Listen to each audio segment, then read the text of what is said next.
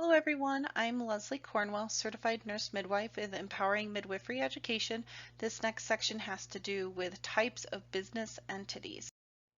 A legal disclaimer we put at the beginning of all of our presentation. This information is for general and educational use only, not intended to substitute for professional, legal, or clinical advice. We strive to keep our information as accurate and timely as possible, but make no promises or guarantees that it'll fit your unique situation and needs. The course objectives, the students will be able to verbalize exactly what is a business entity, why they're important, what are the different types of business entities, and then the pros and cons of each one. So the importance of business entities is really being able to understand if you're thinking of opening a business in your community, you really have to understand what are the different types of business entities out there. There are sole proprietorships, there are limited liability companies, there's corporations, there's S corporations, C corporations, there's for-profit, there's non-profit. So you really have to understand if you're going to start selling services, products, anything to the community, you really have to understand which type of business entity you want to start.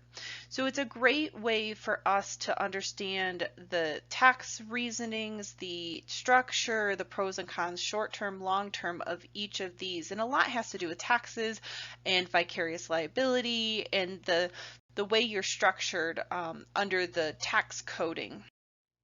So let's go to the basics. What is a business entity? A business entity is how your business runs, how you are being taxed, how you're being structured. A sole proprietor is doing business under your social security number. It's super simple. It's your own tax form.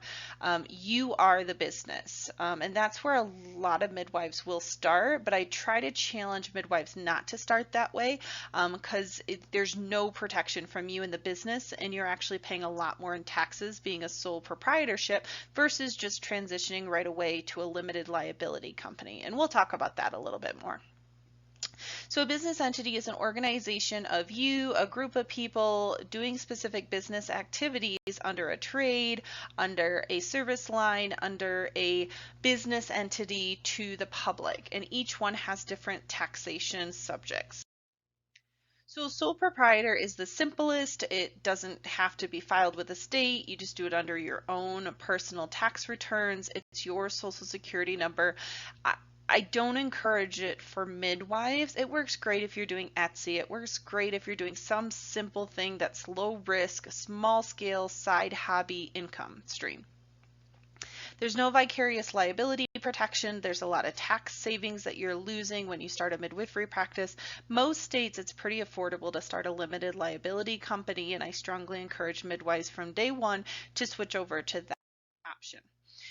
So the pros and cons, it's obviously super easy to get started. If someone is hesitant, they don't know the business name, they want to just represent themselves, they do a few clients a year, they want to stay very small scale, I think that could be the rare situation, but it's definitely not the one that I encourage long term as you grow your business entity. So being the only owner, you're completely responsible for everything. Lawsuits, debt, liability, you get all the profits, you get all the risk. There's no separation of you and the business. So it's very difficult to get a business loan to raise funding. You can't get a business credit line because you are the business. There's no separation between you and the business entity. So one of the great options, if you're considering a not-for-profit, you want to be able to support your community, get tapped into grants and foundations, you want your mission to mostly be giving back to the community.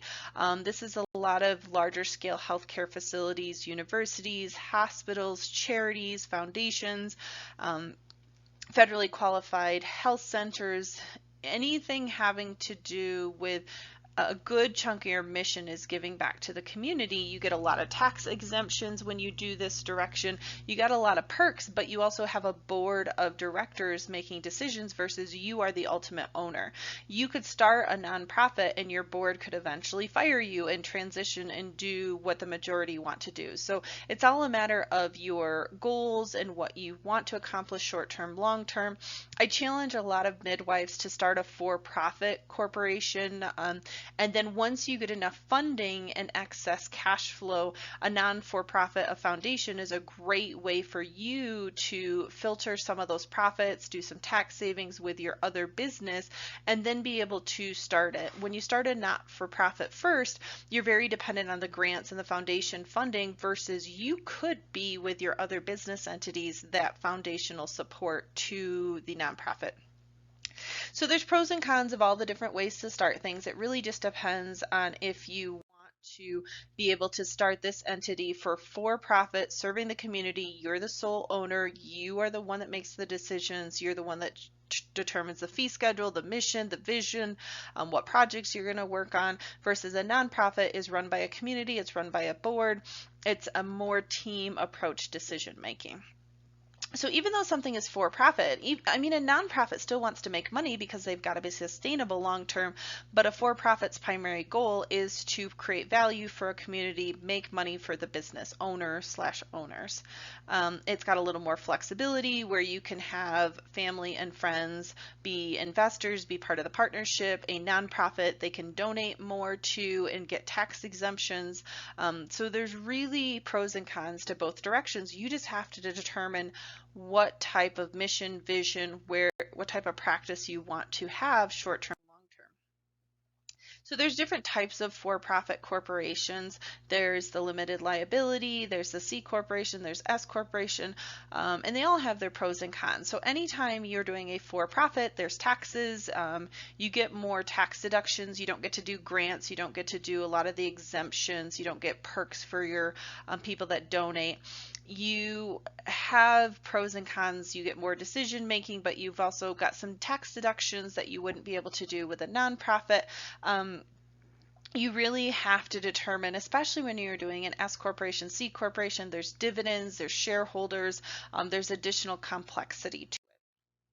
So this is the next stage. This is the one I traditionally recommend to midwives to start, a limited liability company from day one, because it has a little bit of a vicarious liability, meaning that you can separate from you and your business a bit more. You get a credit card, you get a bank account, you separate you and your business as much as possible, because it doesn't do any good to start a business if you're going to commingle funds all the time, especially in OB. You don't want your personal assets at risk for your business long term.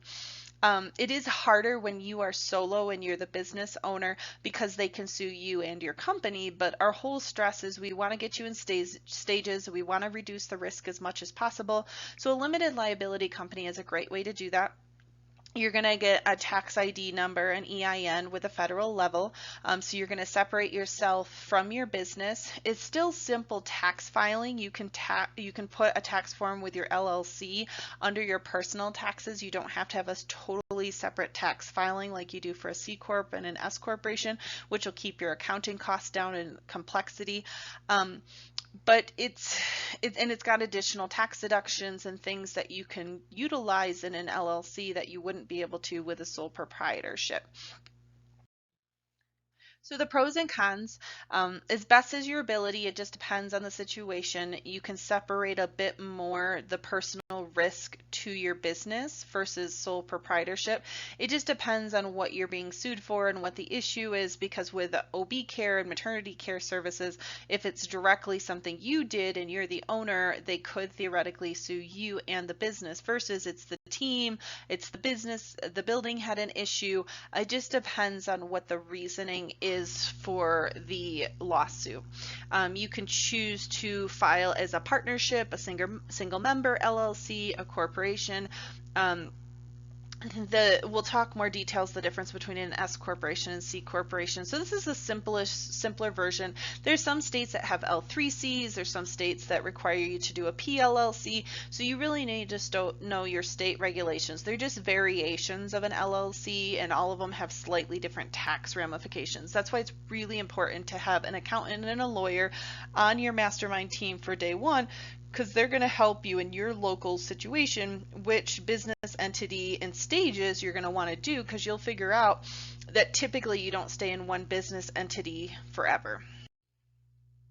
An S corporation is a great option for midwives, birth workers, anyone to transition to after their LLCs start making them income of at least $45,000 a year, because an S corporation starts paying you a combination of earned income and capital gains through dividends. So the big difference is tax savings. If you're earned income, you're going to fit in those traditional tax brackets, 33%, 40%, depending on how much money you make.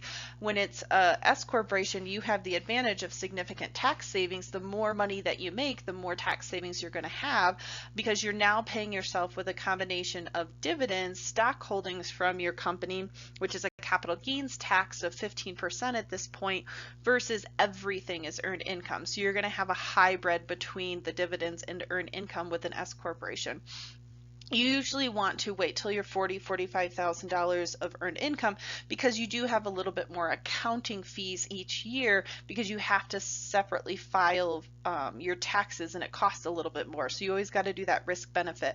So LLC is a great way to start, and then once you start making a good amount of money from your business, at least $45,000, then talk to your accountant and transition over to an S corporation. The cool part is you can backdate at the end of December. You could backdate for the whole year if you're like, I don't know if I'm going to make enough this year or not to do that. Some of these transitions are really nice for your business. You can still do it backdate for the whole calendar year. So the pros and cons of an S corporation: it's a little more complex than an LLC. You have to have separate tax holdings. The taxation is a little bit different. You have dividends you have to worry about. You have to have different operating agreements and the backdrops for your company and the shareholders. You can buy and sell the stocks. You can have people as multiple investors and multiple business owners within an S corporation because of the shareholdings.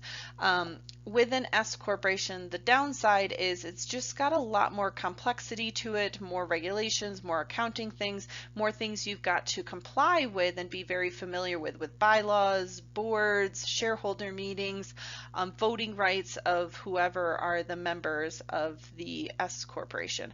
Versus an LLC, it's just simple. You're the business owner. Typically, you got to do meeting minutes each year. It's a far more simpler process. But when you're making money and you can save an extra $10,000, $15,000 in taxes, to do a little extra paperwork is totally worth it.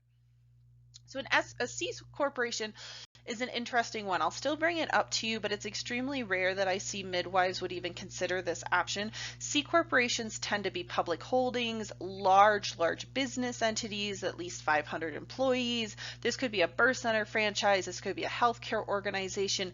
This is something extremely large scale. Not saying it's impossible for midwives to do, but most midwives are starting practices where they want 3 to 5 midwives. They want a few locations. They're not going across the country. They're not going a large scale international plan. And so a C corporation has double taxation, has more complexity to it. There's a lot more with C corporations, and it doesn't make much sense to use it unless you're going to go really, really high level. So the pros and cons: you still have shareholders similar to the C corporation. You still got tax deductions. The self-employment taxes are a little bit lower with this option versus the LLC and the C Corp. You still have the tax options. You can still raise funding. You can take an IPO, which is public offerings in time.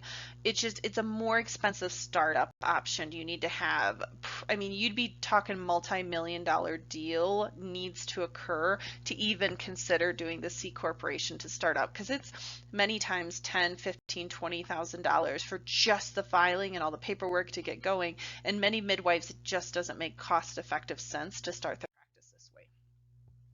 So as an overall summary, I just want midwives and birth workers to really understand the different business entities. I hear it over and over again that I'm a sole proprietor, but they don't even understand why they chose sole proprietor. It was the simplest, it was the easiest. All they had to do was just open up shop and do it on their continued tax forms. They don't understand they're paying the most in taxes. They're not getting any tax deduction perks that you would get from the other entities. There's no separation of you and the business, especially if you want to sell it in time, you want to create a brand, you are the business. So I always challenge midwives, if you could start as an LLC, no matter where you're at, It's a pretty affordable option for most states. And then when you grow to 40, 45,000, most of them we encourage to switch to an S corporation. That's the strategy for most birth workers, most midwives, because it'll be the simplest, it'll be for the type of businesses we're running, it makes the most sense. There are some midwives that choose to do nonprofits and help with federally qualified health centers, start with great organizations getting going, midwifery schools. That is awesome, but most of the midwives that we work with and consult and support are looking at for-profit business entities, home birth, birth center practices, women's health clinics, niche services, and that LLC transition to an S corporation tends to be the best option to work closely with the accountant to. So there's a lot of different great options out there. I just want you to know, have the experts on your team, get a lawyer, get a business consultant, get an accountant from day one, because you're going to save so much money, time, headaches, and mistakes by leveraging the experts around you to figure out which business entity is the best for you short term and long term.